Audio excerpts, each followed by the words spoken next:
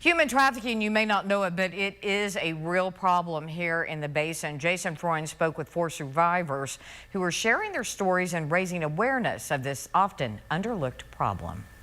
It's perhaps one of the most intricate and complex crimes in the book, and while it may be depicted a certain way by Hollywood, reality is a sobering reminder that not everything is like the movies. That's where real stories and first-person perspectives come into play.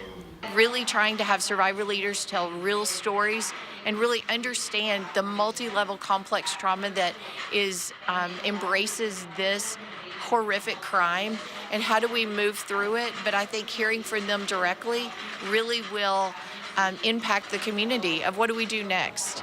Which is why the speakers were gathered today to tell their stories and show that male or female, young or old, this can happen to anyone. Rachel Thomas was one of the victims and knows firsthand the importance of getting the word out.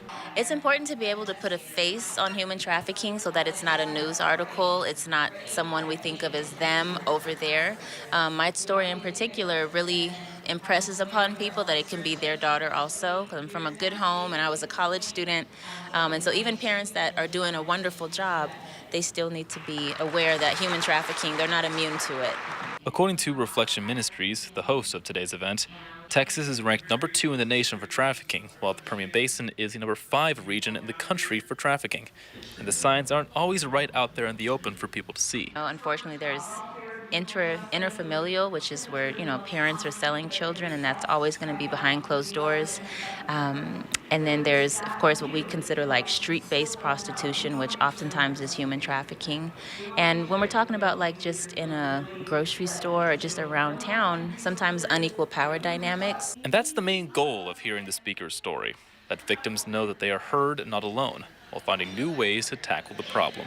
I think that's really what's important, is making sure that we identify victims. What do they look like in our schools? What do we see when they roll into our ERs? And then what are we looking at even in our churches? And then also identifying buyers and traffickers. And then what's our next step on how to interview those individuals that are in our jails?